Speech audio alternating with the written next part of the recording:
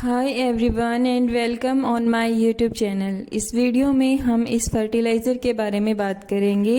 ये फर्टिलाइज़र मैंने अपने किचन वेस्ट से तैयार किया है और इसमें मैंने प्याज के छिलके, केला के छिलके और यूज़ की हुई चाय पत्ती को मिलाया है। प्लांट्स की ग्रोथ के लिए कुछ 17 न्यूट्रिएंट्स होते हैं जो काफ़ी इम्पोर्टेंट होते हैं और इनमें से 3 जो सबसे ज़्यादा ज़रूरी होते हैं वो हैं नाइट्रोजन, फॉस्फोरस और पोटाशियम, जिसे हम NPK फर्टिलाइज़र भी कहते हैं। तो ये फर्टिलाइज़र मार्केट में भी मिलता है, लेकिन मार्केट में आपको ये ऑर्गेनिक भी मिल सकता है और मिलावट के साथ, यानी इसमें किसी केमिकल की आपको मिलावट भी मिल सकती है। आप इसे घर पर बिल्कुल ऑर्गेनिक तरीके से एकदम ऑर्गेनिक फर्टिलाइज़र तैयार कर सकते हैं, जो आपके प्लांट्स की ग्रोथ को प्रमोट करेगा, उसमें रूट्स को अच्छा बनाएगा, मजबूत बनाएगा। साथ ही साथ आप इसे हर तरह के प्लांट्स में इस्तेमाल कर सकते हैं, जैसे कि सब्जियों वाले पौधे, फलों वाले पौधे, पत्तीदार पौधे, हर तरह के प्लांट्स में आप इन्हें इस्तेमाल कर सकते हैं। इंडोर आउटडोर सभी प्लांट्स के लिए ये काफ़ी ज़्यादा बेनिफिशियल होता है। इस फर्टिलाइज़र को तैयार करने के लिए हमने 1/4 बकेट को पानी से भराया है। उसमें मैंने 2 से 3 मुट्ठी प्याज के छिलके मिलाए हैं और 8 से 10 मैंने इसके अंदर केला के छिलके मिलाए हैं। चाय पत्ती को मैंने यूज़ की हुई चाय पत्ती को इस्तेमाल किया है। आप बिना यूज़ की हुई चाय पत्ती भी ले सकते हैं, लेकिन आपको उसकी क्वांटिटी कम लेनी है, क्योंकि ज़्यादा चाय पत्ती आपके प्लांट्स को ख़राब कर सकती है। यूज़ की हुई चाय पत्ती को पहले धो लेना है, ताकि उसमें से शुगर और मिल्क सेपरेट हो जाएं, और फिर उसको धूप में अच्छे से 1 दिन के लिए सुखा लेना है। और सुखाने के बाद आपको 1 मुट्ठी से भी कम चाय पत्ती इसमें इस्तेमाल करनी है। तो इस तरह से आपके पास 2 से 3 लीटर तक ये फर्टिलाइज़र तैयार हो जाएगा। इन सभी चीज़ों को मैंने पानी में मिलाकर के करीब 24 घंटे के लिए रखा था। आप इसे 24 घंटे से ज़्यादा, यानी कि 48 या 72 घंटे तक भी रख सकते हैं, यानी कि 1, 2, 3 दिन तक आप इसे रख सकते हैं। आप इसे जितने ज़्यादा समय के लिए रखेंगे, इसका कलर उतना ही ज़्यादा गाढ़ा आएगा, यानी कि उतना ही ज़्यादा डार्क कलर आएगा सॉल्यूशन का। और आप इसे 24 आवर्स के बाद भी इस्तेमाल कर सकते हैं। मैंने इसे 24 घंटे में इस्तेमाल कर लिया है। लेकिन ज़्यादा दिनों तक रखने का एक खतरा ये भी होता है कि कई बार इसमें फंगस लगना स्टार्ट हो जाता है। तो इससे बचने के लिए हमें इसको जो है 24 घंटे में भी कम से कम 1 से 2 बार स्टिक की हेल्प से चला देना चाहिए, और फिर इसको हमें अपने प्लांट्स में इस्तेमाल कर लेना चाहिए। अभी गर्मी का मौसम है और ये जो है फंगस लगने की समस्या जो है नॉर्मल है, तो गर्मियों में ये ज़्यादा लगती है। सर्दियों में आप इसको ज़्यादा टाइम तक रख सकते हैं, और गर्मी के मौसम में आप इसे मैं प्रेफर करती हूँ कि 24 घंटे के लिए ही रखिए। ज़्यादा टाइम तक रखने से, यानी कि 3 दिन में इसको फंगस लगना स्टार्ट हो जाता है, तो ऐसे में फिर इसका अपोजिट असर आएगा, यानी कि ये प्लांट्स की रूट को भी ख़राब कर सकता है। इसे हमेशा हमें छान करके इस्तेमाल करना है। इससे हमारा जो सॉल्यूशन होता है, यानी जो फर्टिलाइज़र होता है, वो अलग से सेपरेट हो जाता है। और इसके अलावा जो यानी कि जो भी कूड़ा हमारा किचन वेस्ट होता है, वो अलग से सेपरेट हो जाता है। तो इसका कलर कुछ इस तरीके का आया है, हल्का सा ऑरेंज कलर है, और ये जो है काफ़ी ज़्यादा प्यारा कलर लग रहा था। इसमें किसी भी तरह की कोई स्मेल नहीं थी।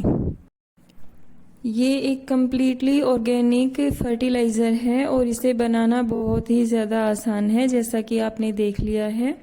अब हमने इसको धीरे धीरे सेपरेट करके अलग कर लिया है। इसमें से किसी भी तरह की कोई भी बदबू नहीं आती है कि इसको एक बार सूंघने के बाद किसी को नफरत हो जाए इस चीज़ से, तो ऐसा बिल्कुल भी नहीं है। इसमें से कोई बदबू नहीं आती है।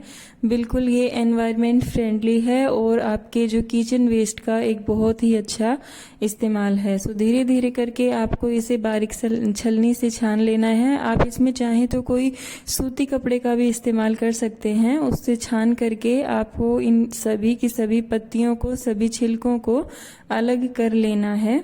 इसके साथ आपको इन्हें जो है इस्तेमाल नहीं करना है, क्योंकि ये जब मिट्टी में मिल जाते हैं, यानी कि अगर हम इसे छानते नहीं हैं और ये छिलके वगैरह जब भी गमले की मिट्टी में मिलते हैं तो उससे क्या होता है कि ये डिकम्पोज होने में, अच्छी तरीके से इनकी जो है मिट्टी बनने में काफ़ी ज़्यादा समय लगता है। और उससे क्या होता है कि बीच में फंगस की प्रॉब्लम हो सकती है, या फिर जो इंसेक्ट अटैक है आपके प्लांट्स के ऊपर वो भी बढ़ सकता है। तो आपको इसे हमेशा छान करके इस्तेमाल करना है, धीरे धीरे से इसे छान लेना है। इसके बीच में जो केले का जो पल्प होता है उसमें क्या होता है कि वो छलनी के अंदर नीचे जमा हो जाता है, तो धीरे धीरे करके ये छन रहा था बीच में। ये जो फर्टिलाइज़र है ये आपके प्लांट्स की ग्रोथ को बहुत ही अच्छे से प्रमोट करेगा और साथ ही साथ आपके एनवायरनमेंट को भी अच्छा बनाएगा। यानी कि ये एक तरीके से जो है सड़ी गली बदबू आए इस तरीके का फर्टिलाइज़र नहीं है। और जब भी हम किचन वेस्ट को बाहर फेंकते हैं तो इससे क्या होता है कि ये हमारे एनवायरनमेंट के लिए ख़राब होता है, हमारे पर्यावरण को दूषित करता है। सो बेटर है कि हम प्लांट्स लगाएं और अपने गार्डन में इन चीज़ों का इस्तेमाल करें। सो धीरे धीरे करके मैंने इसको सेपरेट कर लिया था। जो बचा हुआ पार्ट है इसको मैं जो है कंपोस्टिंग में इस्तेमाल करूंगी, यानी कि मिट्टी में मैं इसे मिला दूंगी और समय आने पर ये अच्छे से डिकम्पोज हो जाएगा और इसकी एक बहुत ही अच्छी नेचुरल ऑर्गेनिक खाद बनकर तैयार हो जाएगी, जिसे मैं अक्सर अपने गमलों की मिट्टी में इस्तेमाल करती हूँ। तो इस तरीके से बहुत ज़्यादा जो है मुझे फर्टिलाइज़र बाहर से ख़रीदना नहीं पड़ता। इससे आपके पैसे की भी बचत होती है, आपके टाइम की भी बचत होती है। इसे आप अपने प्लांट्स में दो तरीके से इस्तेमाल कर सकते हैं। तो उसमें पहला तरीका है कि आपको इसे एक बोतल में भर लेना है और बोतल में आपको इस तरीके से भरना है कि आधा हिस्सा आपको फर्टिलाइज़र लेना है और इसमें आधा हिस्सा आपको पानी लेना है, यानी कि आधी बोतल तक आपको फर्टिलाइज़र भर लेना है इसके अंदर और फिर आधा जो है बचा हुआ पार्ट आपको पानी से भर लेना है। तो ये मेरे पास स्प्रे बोतल है, इसमें मैं स्प्रेयर को लगा के और प्लांट्स की पत्तियों के ऊपर इसका छिड़काव करूँगी। तो इससे जो हमारे पौधे की पत्तियाँ होती हैं उनमें एक तरीके से नई जान आ जाती है और इससे जो प्लांट की पत्तियां हैं वो बहुत ही अच्छी हो जाती हैं। सो ये एक तरीका है इसे जो है अपने प्लांट्स को देने का। आपको कभी भी इसे डायरेक्ट यूज़ नहीं करना है, क्योंकि इससे फिर आपके प्लांट्स को दिक्कत हो सकती है, या तो उनकी पत्तियां पीली हो जाएंगी या फिर जलकर बिल्कुल ख़राब हो जाएंगी। सो कभी भी डायरेक्टली यूज़ ना करें, क्योंकि ये काफ़ी ज़्यादा स्ट्रॉन्ग होता है। सो इसमें आप हमेशा जो है पानी का रेशो मिलाएं, हाफ रेशो मिला सकते हैं या फिर एक हिस्सा फर्टिलाइज़र और 2 हिस्सा पानी, इस तरीके से भी मिला करके आप अपने प्लांट्स की पत्तियों को इसे दे सकते हैं। तो इसे आप जैसा कि मैंने बताया हर तरह के प्लांट्स पर इस्तेमाल कर सकते हैं। यहाँ पे मैंने मनी प्लांट की जो पत्तियाँ हैं उनके ऊपर इसकी स्प्रे की हैं। पहले मेरे मनी प्लांट के पौधे हैं वो काफ़ी ज़्यादा जो है कम पत्तियाँ थी उन प्लांट्स के ऊपर, और अब मैं हर 15 से 20 दिन में कोई ना कोई जो है ऑर्गेनिक फर्टिलाइज़र, होममेड फर्टिलाइज़र मैं इन पर इस्तेमाल करती रहती हूँ। और आप ग्रोथ देख सकते हैं, इसमें बेल आ गई हैं इनमें और भी नई पत्तियाँ इसमें आने वाली हैं। तो इस वाले तरीके में आप इस फर्टिलाइज़र का स्प्रे अपने सभी प्लांट्स पे कर सकते हैं, जैसे कि इंडोर प्लांट, आउटडोर प्लांट, सभी पौधों पर। इससे आपके प्लांट्स की जो पत्तियां हैं वो काफ़ी ज़्यादा फ्रेश हो जाएंगी। इसके साथ साथ अगर आपने कोई पत्ती की कटिंग लगा रखी है आप उस पर भी इस्तेमाल कर सकते हैं। कोई सीड जर्मिनेट हो रहा है उस पर भी इस्तेमाल कर सकते हैं, या फिर कोई और जैसे बेबी प्लांट्स आ रहे हैं या फिर कोई नया प्लांट आपने ख़रीदा है तो सभी के ऊपर आप इसका स्प्रे कर सकते हैं, बीजों पर और सब पर जो नए फूल आ रहे हैं उनके ऊपर भी। तो दूसरे तरीके में इस फर्टिलाइज़र को इस्तेमाल करने के लिए हम सबसे पहले अपने गमले की मिट्टी की गुड़ाई कर लेंगे। निराई गुड़ाई करने से क्या होता है कि जो गमले की सॉइल होती है वो लूज़ हो जाती है ज़्यादा पानी देने से, यानी कि बार बार वाटरिंग करने से जो सॉइल है वो थोड़ी सी टाइट हो जाती है। सो इसे निराई गुड़ाई करके ढीला कर लिया जाता है। अगर आपके गमले की मिट्टी बहुत ज़्यादा गीली है तब आपको इस फर्टिलाइज़र का इसमें इस्तेमाल नहीं करना है। आपको ये देख लेना है कि मिट्टी अच्छे से सूख चुकी है। तो जिन गमलों की मिट्टी अच्छे से सूख चुकी हो उसी में आपको इसे इस्तेमाल करना है। जिन गमलों की मिट्टी अच्छे से नहीं सूखी है आप उसकी पत्तियों पर इस फर्टिलाइज़र का इस्तेमाल कर सकते हैं, लेकिन जड़ में आप इस फर्टिलाइज़र को इस्तेमाल करने के लिए पहले मिट्टी को अच्छे से सूखने दीजिए और सूखने के बाद आप इसे जो है इस फर्टिलाइज़र को इसमें इस्तेमाल कीजिए। सो इन पौधों की जो मिट्टी है वो थोड़ी सी गीली थी तो मैंने इसे सूखने के लिए छोड़ दिया है इसमें गुड़ाई करके। और जो बाकी के प्लांट हैं जिनकी मिट्टी सूख चुकी है उनमें मैं इस फर्टिलाइज़र को दूंगी।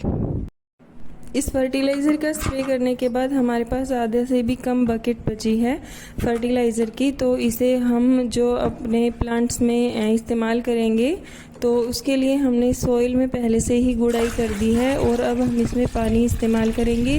डायरेक्ट हमें इस फर्टिलाइज़र को इस्तेमाल नहीं करना है, ना ही स्प्रे वाले तरीके में और ना ही सॉइल वाले तरीके में। पानी मिलाने के बाद हम इसे अच्छे से मिक्स कर लेंगे और मिक्स करने के बाद हम इसे अपने प्लांट्स में देंगे। तो इसको जो है ऊपर नीचे मिक्स करने से और ये जो है अच्छे से मतलब इक्वल सॉल्यूशन बन जाता है पानी का और फर्टिलाइज़र का, और ये जो है हमारे प्लांट्स में फिर इक्वली दिया जाता है। तो इसके लिए सबसे पहले हम अपने जो है कोर्डिलाइन प्लांट को ये वाला फर्टिलाइज़र देंगे। इसकी मिट्टी भी सूखी है और साथ ही साथ इसमें हमने गुड़ाई भी कर दी थी।